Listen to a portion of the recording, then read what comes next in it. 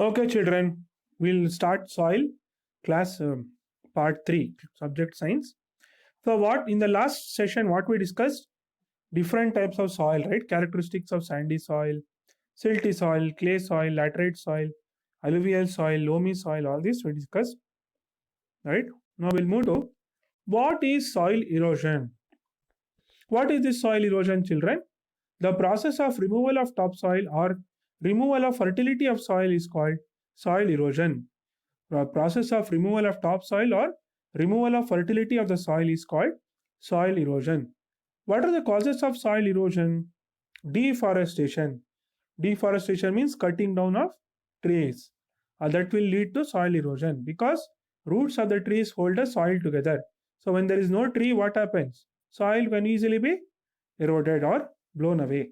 Overgrazing. Overgrazing, what happens whenever large amount of plant cover is eaten, plants are eaten by animals, the upper layer of the soil will be exposed. So it can easily be blown away.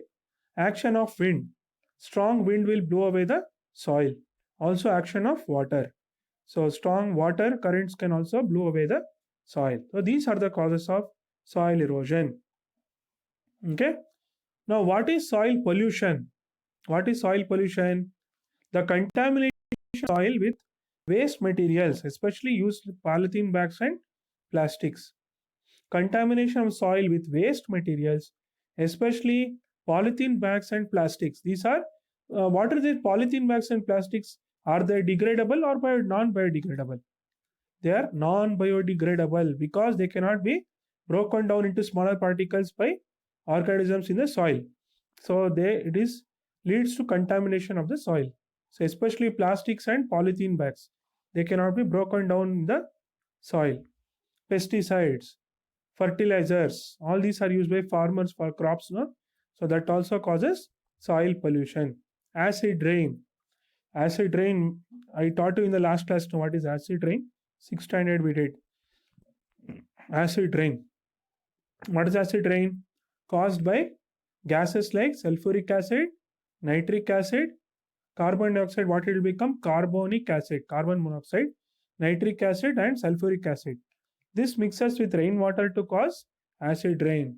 And industrial chemical waste released by the industries is called soil pollution. So, contamination basically, what is soil pollution? Basically, contamination of the soil. Waste materials like polythene bags and plastic, which are non-biodegradable or not cannot be broken down into similar particles, or fertilizers, pesticides used by farmers, or acid rain, and industrial chemical waste released by industry causes soil pollution. Okay. Causes of soil pollution. Use of non-biodegradable substances like plastic contaminate the soil. Non-biodegradable means which cannot be broken down into simpler particles by organisms in the soil.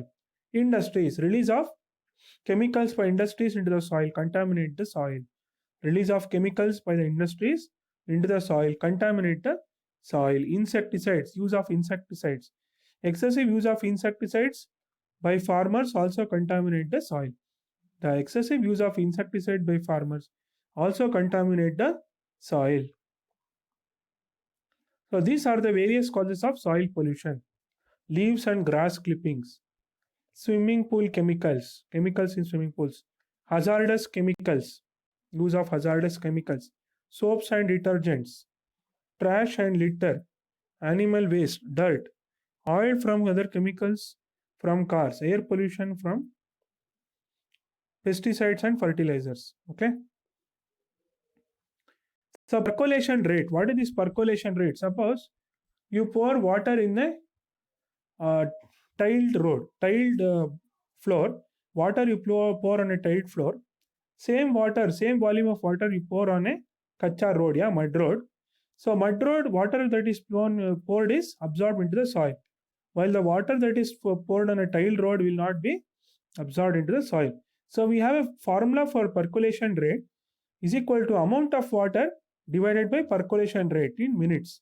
So example I have given here. For example, if 200 ml of water is percolated through soil sample in 40 minutes. So there is 200 ml of water that is percolated through soil sample in 40 minutes. Okay, time taken is 40 minutes here. For 200 ml of water to percolate the soil, calculate the rate of percolation. You have a formula for that. Volume, amount of water divided by percolation rate, that is rate of percolation. What is the problem here? Suppose that for certain sample it took 40 minutes for 200 ml to percolate. So rate of percolation is equal to amount of water by percolation rate. 200 ml by 40 minutes, that's 5 ml per minute.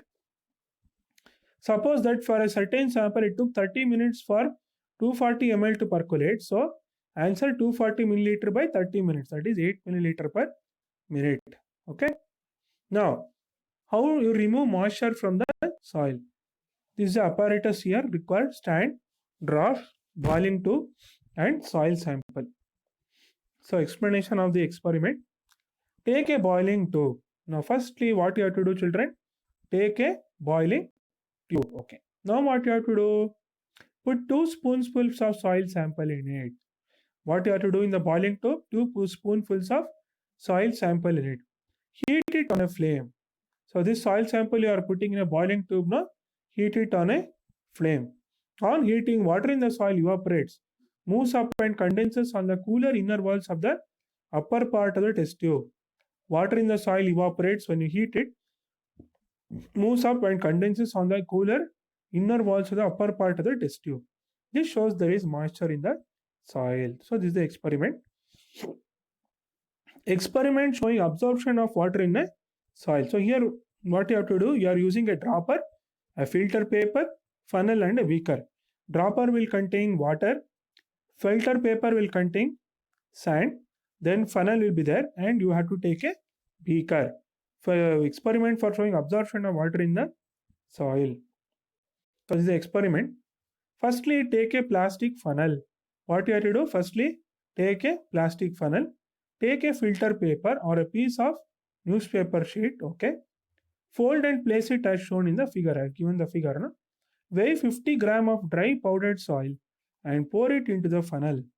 50 gram of dry powdered soil, pour it into the funnel. Measure a certain amount of water in a measuring cylinder and pour it drop by drop on the soil. So take some water in the measuring cylinder, pour it drop by drop on the soil. You can use a dropper for this purpose. Do not let all the water fall at one spot. You can use a dropper for this purpose. Do not let all the water fall at one spot. You have to pour it like this. So around the sand. Don't fall it. Put the water only on one spot. Pour water on all over the soil. Don't put only on one spot. That's what I told. Keep pouring water till its tip starts dripping. Keep on pouring water in the during that measuring cylinder until it starts dripping. Okay. Subtract the amount of water left in the measuring cylinder from the amount you started with. So now what you have to do? Subtract the amount of water left in the measuring cylinder from the amount you started with. So initially how much you started and finally what is there, you have to subtract. This is the amount of water retained by the soil. So this is the amount of water retained by the soil. Record your results in your notebook in the following manner. Weight of soil 50 gram initially. Initial volume of water some U ml. Final volume of water V ml. Volume of water absorbed by soil U minus V ml. Weight of water absorbed by soil U minus V gram, or 1 milliliter of water has weight equal to 1 gram. Okay. Percentage of water is U minus V by 50 into 100. So this is how you calculate percentage of water absorbed. How is soil important to crops? Why is soil important to crops? Soil health is fundamental for healthy food production. For healthy food production, soil health is fundamental. It is very important. It provides essential nutrients, water, oxygen, and support to roots, all elements that favor the growth and development of plants for food production. It provides essential nutrients, water, oxygen, support to roots, all elements that favor the growth and development of plants for food production. The soil hosts a big community of diverse organisms that improve structure of soil, recycle essential nutrients, helps to control weeds, plant pests and diseases.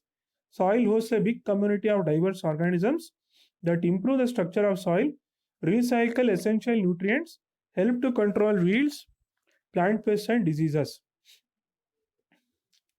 They what is diverse organisms? What they do actually improving the structure of soil. You are breaking down the complex dead bodies like human bodies, plant dead bodies. They break them into smaller particles, recycle essential nutrients, helps to control weeds, plant pests, and diseases.